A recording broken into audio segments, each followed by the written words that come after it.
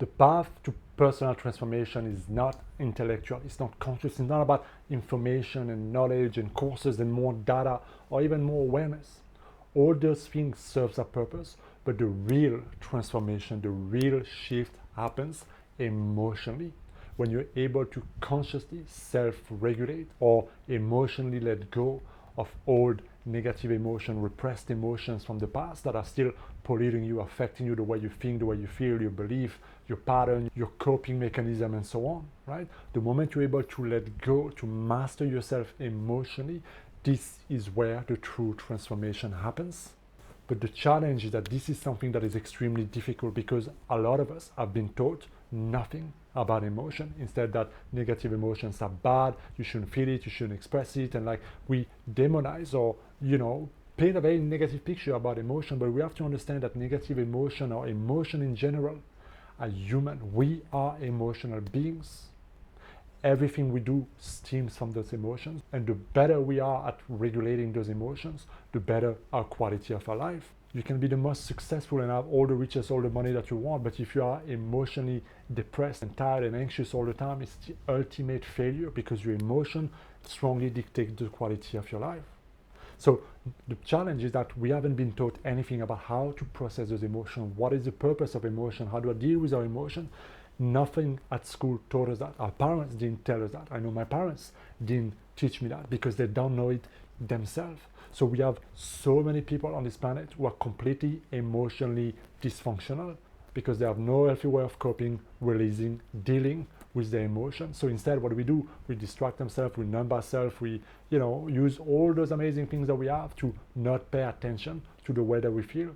And we seek information, we seek knowledge, we seek data, we seek all those intellectual, easier things and concepts because we feel like, okay, when I learn that, then I will change, I will transform, and I won't need to feel this way. I won't need to face my fear. I won't need to face my embarrassment and my anger and that heartbreak from the past and all those things, right? And this is where the ego leads us astray, away from those negative emotions towards short-term pleasure. But we have to realize, just like so many of my clients have told me, that they invested so much time and money in psychology and coaching and NLP and all kind of Reiki, breath work and modalities and things of this nature. But eventually they end up at a point where they still feel like something's holding them back. They're still stagnating. They're still not being the most authentic self. They're still playing, being nice. Like fundamentally, the core has not shifted and they know there's something holding them back. They could create more, but they're still not there. And whenever I hear that, I know there's two things that is strongly shaping the reality. Number one is that identity, that self-image, which I talk a lot on in my channel. That identity construct that is shaping every single decisions you make, the beliefs you have, the values you have, the perceptions you have, who you are, who you know yourself to be, is how you run your life. And all of those programs and concepts about yourself comes from where? Often from emotional events and experiences. And often those come from as early on as childhood. This is where we shape our self-image the most. And you see, a lot of us have those emotional scars that we have never processed, never healed, never really regulated, never allowed to release and let go. We have simply repressed them emotionally because we didn't know, because our parents treated us a certain way, because of life and experiences, and it's different for everybody. It's not good, not bad, not right, not wrong. It is the way it is, right? And so because of that, those emotions are still in our system, still in our subconscious mind, still polluting our consciousness, right? Something outside of me happens, somebody says something, looks at me a certain way, somebody posts something on the internet, Donald Trump or Elon Musk or this, so many triggers outside of us brings those emotions to the surface and we react a certain way. Or we project our anger, we project our fear, we project our shame, we project those emotions onto others, and we think it's out there, right? Because that's the mind and the ego greatest way. Instead of dealing with it inside of me, I'm gonna project and deflect it onto others. And so we remain stuck in that old adaptive response and coping mechanism from the past, from when we're young, and we still run our relationship, our business, our work, our friendship, ourselves in the same old way, based on those adaptive response. And we have never outgrown that adaptive response to become who we meant to be, to become that, that authentic self. So what is the process? Well, the process is to realize that first, my emotions matter. I cannot simply delete them, remove them, or whatever, right? Like my emotions are a messenger, and I gotta stop shooting the messenger, right? I gotta start understanding that every one of my emotions is simply showing me something inside of me. No matter how much I've projected it out, if I feel it, it's in me, I gotta own it, I gotta deal with it. Especially those emotions, those states, those experiences that triggers you the most over and over and over again can teach you the most about yourself, but can also heal you and transform you the most. Because as long as that emotional response is in you, somewhere in your perception, somewhere in your belief system, somewhere in your programming, something has to be corrected. Because otherwise you can take all those people you want to take and shoot them into the moon. There's going to be something else that will trigger you. So you can take them, shoot them off to the moon as well, and there will be somebody else or something else triggering the same old response. And if nobody else is there, you will make it in your mind simply to reaffirm what is already inside of you. So this is where we have to understand that, okay, I have to own up emotionally what is triggered within me, especially those emotions that are a pattern, habitual way of feeling a certain way, that state that you feel most of them, whether it's about money or at work, about yourself, about this, or being self-conscious, whatever it may be. This is where the catalyst for growth and transformation is the most. I'm going to give you an example because I had a client, and this is such a beautiful story. I had a client who was afraid of appearing stupid, being criticized, being, embarrassed in a certain way. And so this will affect him in so many ways, because not only he was playing the nice guy, so just appearing nice, pleasing others, doing what others expected of him, and just never rocking the boat, so to speak, but he was also procrastinating, holding back, hiding, avoiding making mistakes, and all of these type of things, because he didn't want to put himself in a position where he would appear stupid, or he would fail, or he would just be ashamed, embarrassed in a certain way. So all that fear created a lot of coping mechanism that preventing him from going after what he wants, expressing himself, speaking out authentically, all these type of things. So you can see that adaptive response started from something when he was younger. And so when we started working together, we went into the process, we did some hypnotherapy, and we uncovered that, what we could call a core memory or something, right? And he was at school. And in that school, in that moment, the teacher was strongly lashing at him, shaming him, going way overboard, right? But the emotion he felt of shame and embarrassment and anger and all those people laughing and then him being kicked out of the classroom really left a strong emotional mark on him. And so then he created this protective defensive mechanism of I'm never gonna put myself in another position where I'm gonna be shamed like this, right? So he started to play safe, and his grade changed and so many things in his life changed because he started to adapt to that experience that really affected his relationship with himself, but also how he thought others were affecting him and seeing him and would respond to him. Does that make sense? Which completely changed the trajectory of his life. So when we started working with the emotion he felt, that, and this is the type of thing is okay, I haven't thought about this in so many years, in so long, right? I didn't think that this has such a strong impact in my life because it was so deeply repressed. But when he let go of that emotional charge and when he learned from that experience, it opened up so many possibilities for him because he was no longer reacting, he was no longer projecting, he was no longer, using all that old energy to create something he didn't want anymore. But now there was a new energy because nothing is created or destroyed. That emotion wasn't just let go figuratively, right? But it was it was transmuted in something greater. So now that energy is used to create something greater in his life. And this is the process of transformation by using catalysts. And so every trigger you have is a catalyst for personal transformation. This is why emotion is the name of the game if you want to heal, grow, and transform. So the question then is, how do I freaking do that, right? Of course, there's not one way. So I'm not here to tell you this is the only way kind of thing. There's so many ways, so many modalities and techniques and tools out there that can help you.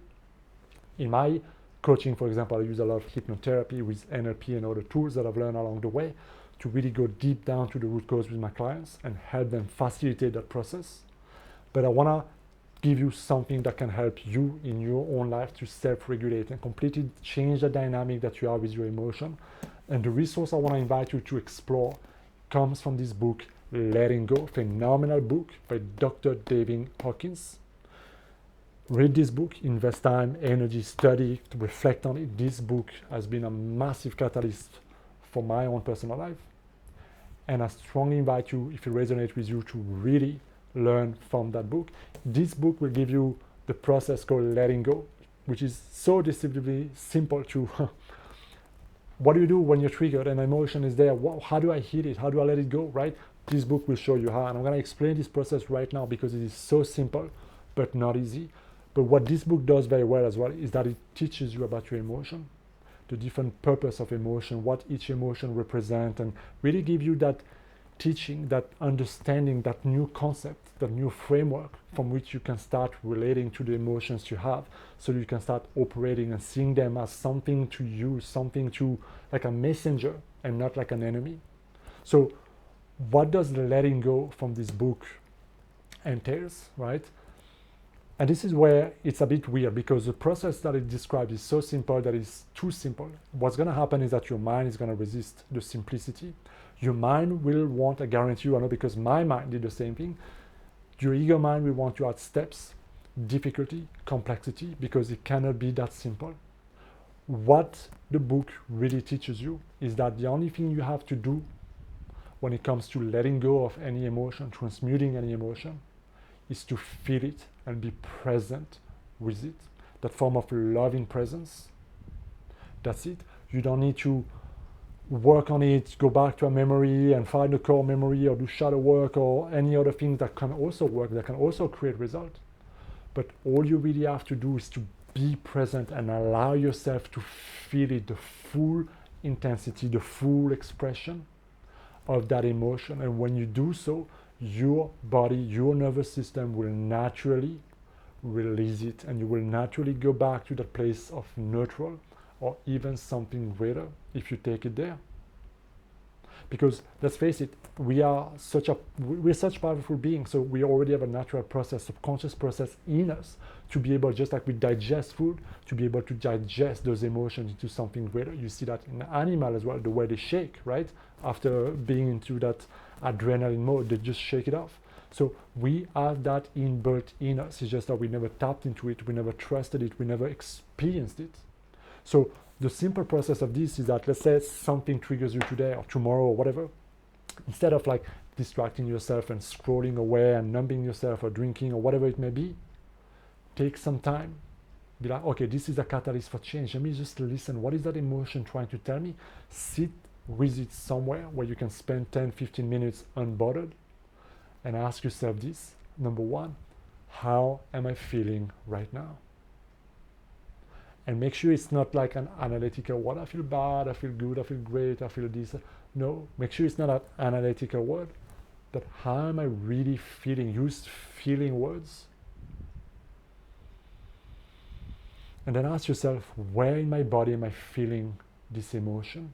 Is it my heart? Is it my stomach? Is it like, where is the contraction? When you experience a negative emotion, it always creates a contraction in your energy. And so all you have to do then in step 2 is to focus on that contraction, allow it. Don't try to push it away. Don't try to let it go. Don't try to do anything, because the more you try to push it away and let it go, the harder you make it, because what you resist will persist. So all you need to do, and this is simple but not easy, because your mind will take you out, will think, will distract you, will come up with things, will think about dinner and lunch and that meeting tomorrow. Your mind will try to escape how uncomfortable and vulnerable it feels. And so just bring yourself back into the sensation. What you may experience, what happens for me a lot, is that the emotion, the intensity rises a lot before it subsides, before you get that relief kind of emotion, right? And if that happens, great. And if it doesn't happen, great. Especially this process can take a lot of time if you have a lot of unresolved emotion, because you've been completely unaware of this and put so much under the carpet for like 20, 30 years or more. So if you have a lot of those emotions in you, you cannot just expect, I'm going to sit 2 minutes and let it go all and purge and cleanse myself. Like, don't. Like, it's going to take time, and a lot of things are going to come up, and you're going to need to let them up, because if it's in you, you're going to experience it out of you. So sooner or later, life will bring a catalyst for you to heal it or to repeat it again and again and again until you are able to transmute it. So this is really the process of letting go. The book goes really much in depth, but it's always the same process again and again. Sit with it with a loving presence, focus on the sensation, forget about the story, forget about overanalyzing it, go back to the sensation, breathe deeply into it, and let it go in its own way. Of course, you have the intention to heal, to let go, that loving awareness, and I guarantee you it will release on its own. That's the process of letting go. That's the process of amazing transformation. The more you let go of those things, the more you cleanse your energy, the more you change your energy, the more you change your life, the more you start to resonate and become a match to different experiences, people, situations in your life. So feel it, heal it, and see your life changing. Let me know what you think down in the comment, guys. If you have any questions, write them down. As always, hit that subscribe button. I'll see you next time. Be well.